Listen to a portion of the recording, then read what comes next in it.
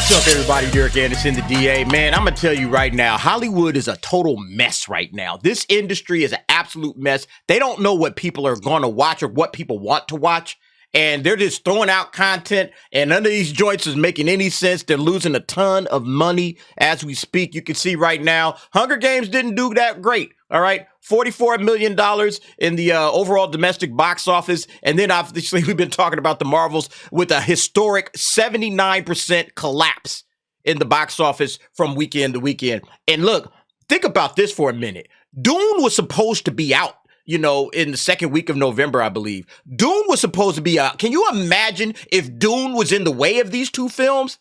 Can you imagine if Dune had came out and was some competition for both of these two films? This thing would have been a bloodbath. There would have been absolute carnage in the streets from this thing.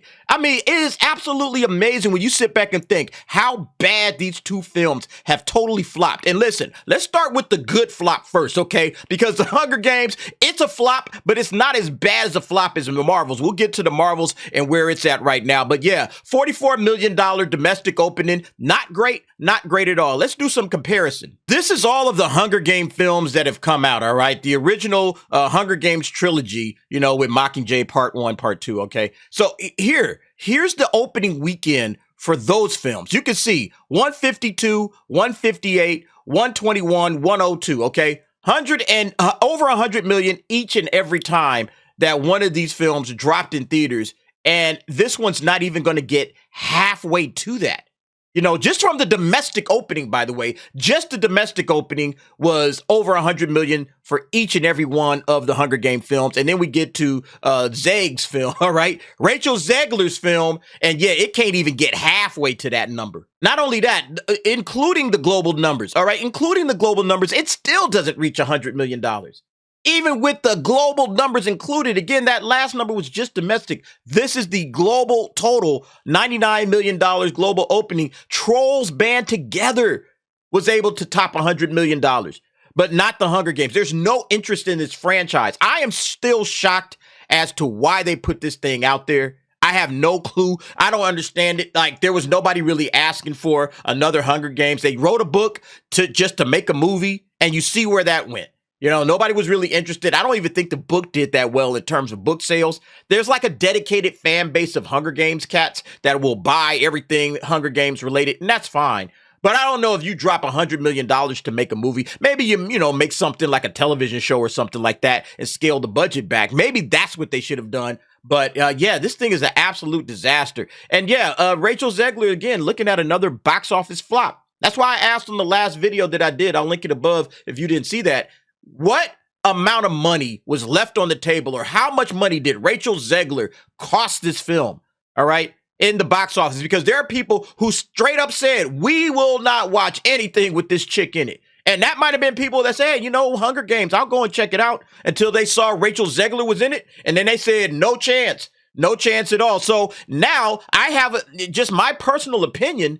I believe that this chick has cost this company probably, you know, tens of millions at least in terms of box office potential, because of her mouth and of her running her mouth off when it came to the Snow White and the Seven Dwarfs films, and how she felt that the prince was a stalker and it was weird and all this other kind of crap. Everything she said about Snow White had sort of a trickle down effect upon this movie. And so nobody went to check for this. And again, nobody was really checking for it anyway. And apparently it's not even really doing that great. It's not even that great of a movie.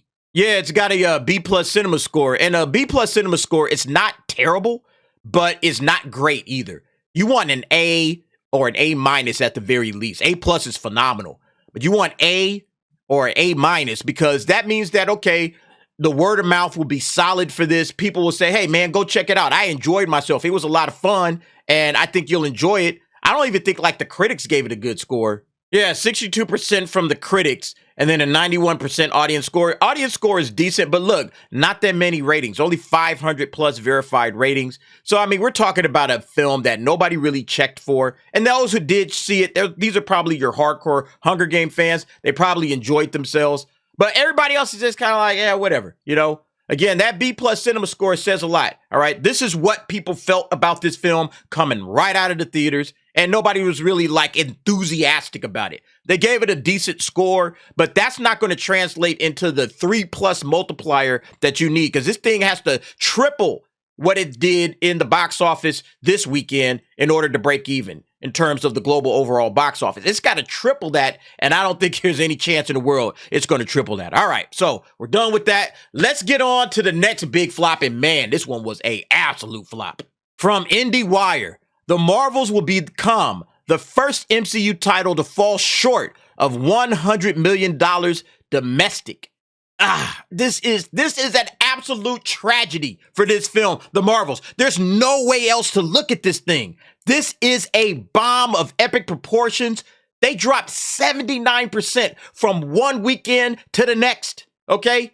A 79% drop. Let's look at that. Franchise entries: Hunger Games, Ballad of Songbirds, and Snakes and Trolls band together open to respectable levels, if below their precedents to take 1 and 2 in the theaters this weekend. But The Marvels set another record after the MCU's worst opening ever, 46 million, right? We saw that. The film outdid itself with an estimated 78% drop. Now, some say 79, some say 78. That 1% difference ain't gonna matter, okay? This thing is an absolute flop-tastic failure. Boy, at 10.2 million, it's neck and neck with the opening of Eli Roth's Thanksgiving on Monday. We'll know which one landed number 4. So this might not even come in 3rd place. This might be 4th place, depending on how Thanksgiving shakes out.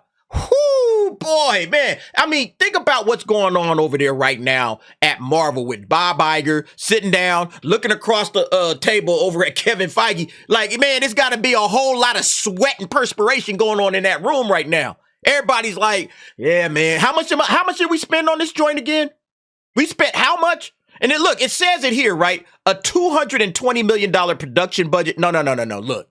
They spent another $50 million in reshoots, at least another $50 million in reshoots. And this is before marketing. So that 220, that's the initial stuff. That was the last reported number that we got. And I believe that number came from last year.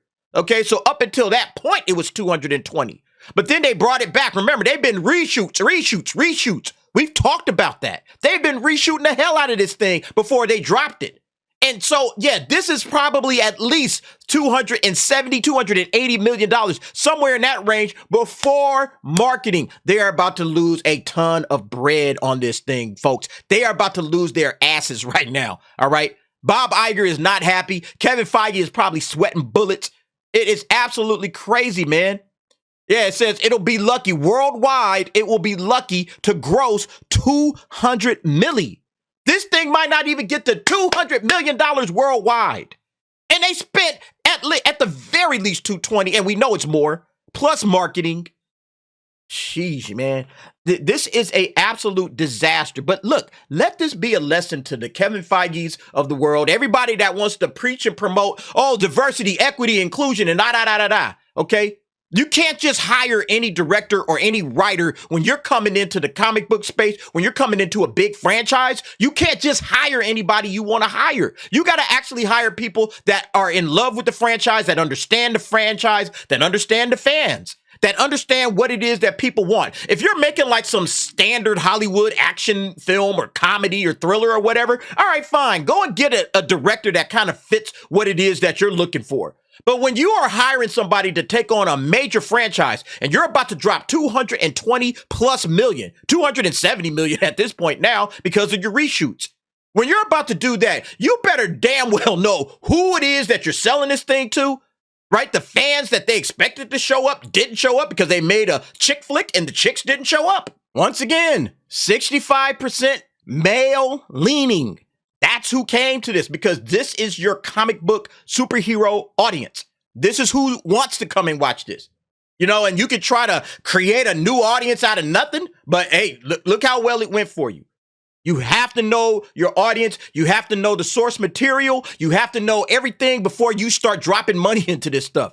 And that's what Kevin Feige didn't do. You got to be connected to what makes your franchise popular, folks. I don't know how else to say it. You got to know why. When you're adapting source material, knowing the fan base, knowing what makes this franchise popular, knowing what makes this franchise hum, that's important, all right? If you don't know any of that information, you make the Marvels Or you make The Last Jedi. You make some divisive crap that, oh, I made that film for me. I made a film that spoke personally to me. Yeah, you made a film that spoke personally to you yourself, but you didn't make anything for the fan base at large. And when you don't make things for the fan base at large, the people that are really supportive of the content of the franchise, no chance of reaching $100 million worldwide. It will be lucky to gross $200 million. That's what happens. And see, we were snookered by The Last Jedi, but we ain't getting snookered no more. We see y'all, Hollywood. We know exactly what you're talking about. We know exactly what you're doing. We're not showing up. Good luck. Now, I showed up because I'm doing my channel a favor. Everybody, you can hear what I got to say about it. But hey, nobody else came. And again, that's what we're looking at. Flop. All right. Different reasons. Okay. I think the first film, Hunger Games, flopped because nobody's really, number one, checking for the Hunger Games. Nobody was really into it like that. That time has passed. The young adult novel adapted into a movie, that's a time, a decade ago. All right, we're done with that. But then number two, it was Rachel Zegler and her big mouth shooting off. And that, again, I believe took money away from the box office, took money away. So, hey, you got to get your audience, you got to get your stars in check, Hollywood. You got to get your stars in check and say, hey, no more nonsense from you. All right, button it up. We're keeping everything PC. All right, just, hey, say what it is you got to say. No political statements, none of that crap. All right. I believe, again, that she cost this company money. But when we come to the Marvels, that's all about not knowing who your fan base is, not knowing who your franchise is for, trying to make something for an audience that just doesn't exist. And here we are, a mega flop from the Marvels. And again, that's why they got to stop and figure out what they're doing going forward. But yeah, you guys let me know what you think about this situation. Two major flops in Hollywood. And again, Dune wasn't even in the way. Can you imagine if Dune Part 2 was in the way? This thing would have been an absolute bloodbath. Unbelievable. Well, you guys let me know what you think. Jump down in the comments. Give me your thoughts and opinions on that. And thanks for watching. See you next time.